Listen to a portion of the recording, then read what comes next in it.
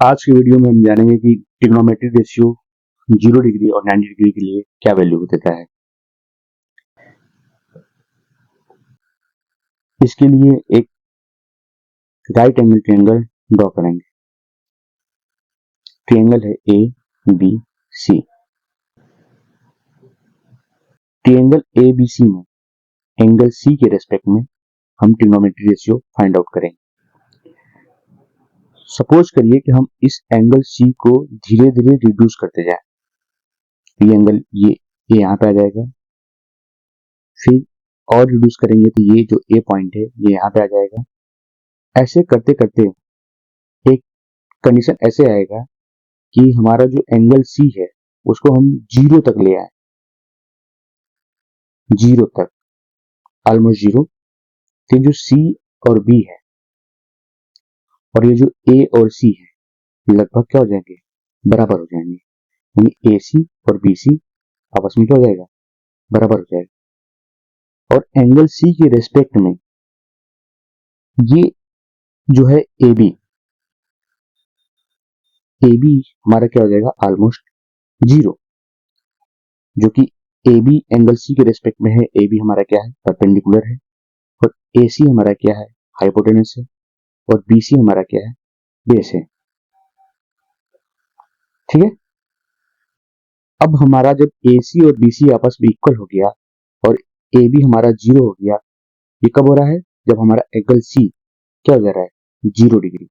तब angle C की respect में अगर हम वैल्यू फाइंड आउट करें, पहला हम फाइंड आउट करते हैं हम साइन एंगल सी का, और एंगल सी के रेस्पेक्ट में साइन सी जब हमारा 0 हो जाता है तो साइन 0 बराबर क्या होगा, परपेंडिकुलर अपॉन हाइपोटेनस।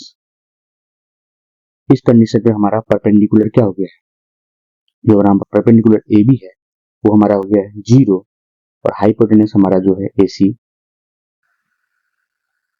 तो साइन 0 का वैल्यू आएगा 0।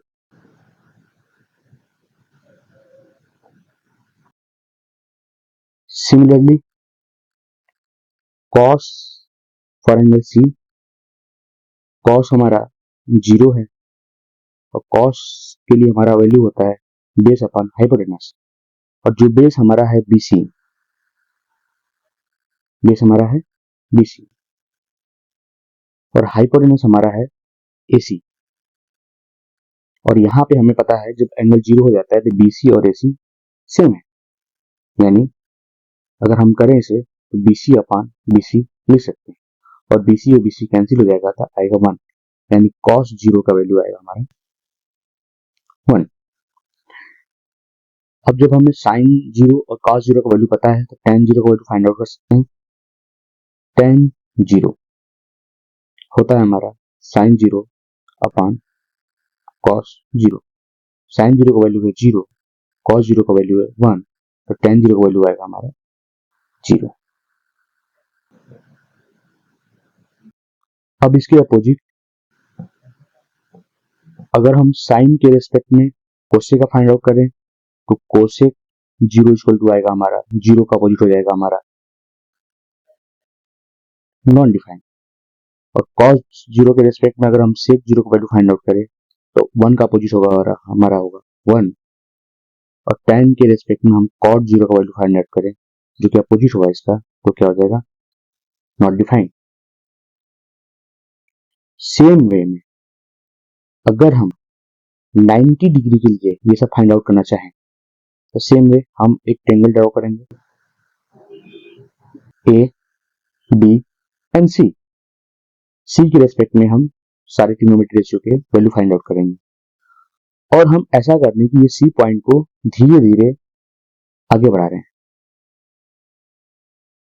ये सी यहाँ पे आ जाएगा तो ए यहाँ, ये सी आएगा यहाँ पे तो यहीं पे रहेगा, और ये सी आएगा तो ऐसे बनेगा, और सी जब नियरेस्ट बी के पास आ जाएगा तो ये जो हमारा ए बी है ये तो यहीं पे रहेगा, और सी लगभग यहाँ पे आ गया, यानी हमारा सी और बी ऑलमोस्ट पास में आ गया।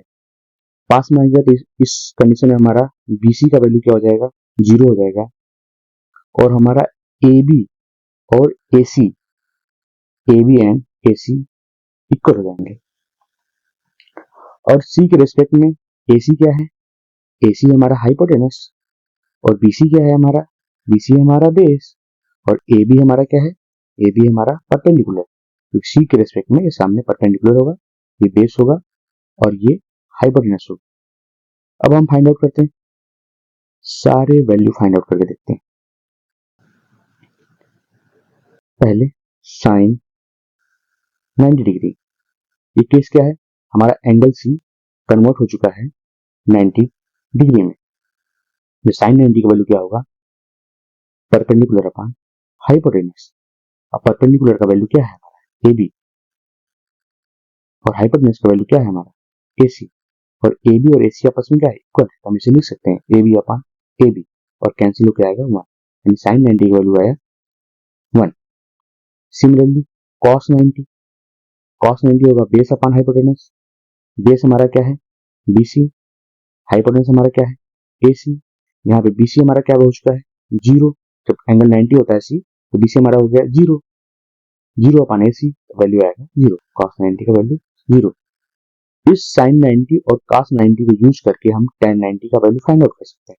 तो tan 90 होगा हमारा sin 90 अपॉन cos 90। sin 90 की वैल्यू 1 और cos 90 की वैल्यू 0, ये आएगा नॉट डिफाइंड। Not defined. और sin 90 के रेस्पेक्ट में अगर हम चाहें तो cosec 90 का वैल्यू फाइंड कर रहे हैं तो इसका अपोजिट 1 का अपोजिट 1 ही होगा।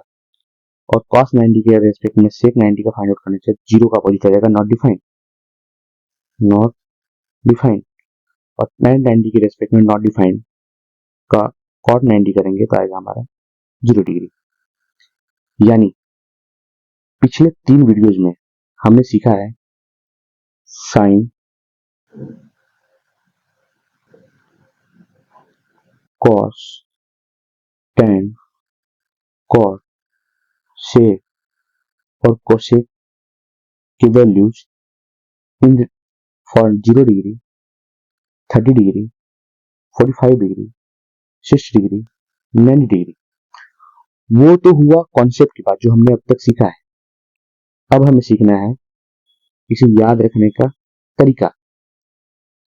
याद रखने के लिए हम एक ट्रिक इस्तेमाल करेंगे। हम लिखेंगे 0/4 का अंडर रूट, 1/4 का अंडर रूट, 2/4 का under root, 3/4 under root, 4/4 under root.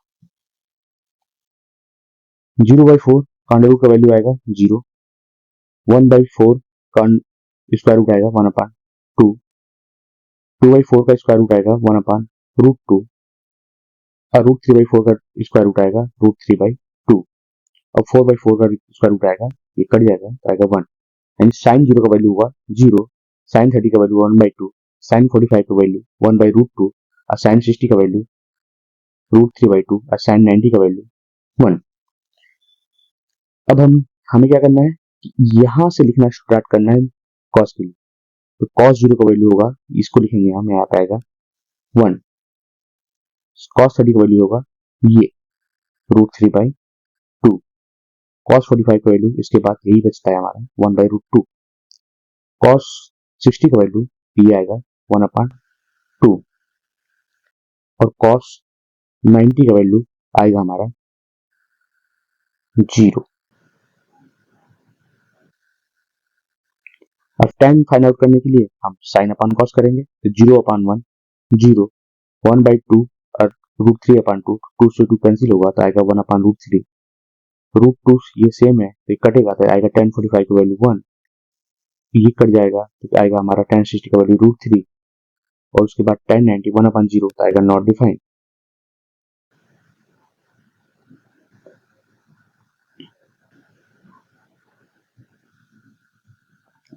Similarly हम जब cot 0 का वैल्यू फाइंड आउट करेंगे तो हम लिखेंगे अपोजिट से, यहां से लिखना स्टार्ट करेंगे। cot 0 का वैल्यू नॉट डिफाइंड, cot 30 का वैल्यू √3, cot 45 का वैल्यू 1 और cot 60 का वैल्यू 1/√3 और cot 90 का वैल्यू 0। सेक के लिए हम सिर्फ कॉस का अपोजिट करते जाएंगे, तो हो जाएगा 1 का अपोजिट 1, √3 का अपोजिट √3/2 का अपोजिट हमारा आएगा 2/√3, और 1/√2 का अपोजिट आएगा √2, 1/2 का अपोजिट आएगा 2, और 0 का अपोजिट आएगा नॉट डिफाइंड। सिमिलरली कोसेक के लिए हम सिर्फ साइन का अपोजिट करेंगे, 0 का अपोजिट आएगा नॉट डिफाइंड, 1/2 का अपोजिट आएगा 2, 1/√2 का अपोजिट आएगा √2, और √3/2 का अपोजिट आएगा 2/√3, और 1 का अपोजिट आएगा 1। कोसेक लिखते वक्त हम यहाँ से भी लिखना स्टार्ट कर सकते हैं, तो ये हमें वैल्यू मिलेगा। अब ये तुम लोग को याद करने की जरूरत नहीं, रट के एक दिन में याद करने की जरूरत नहीं। इस चैप्टर को सॉल्व करोगे और ये अपने आप ही वैल्यू याद हो जाएगी बिना प्रयास किए।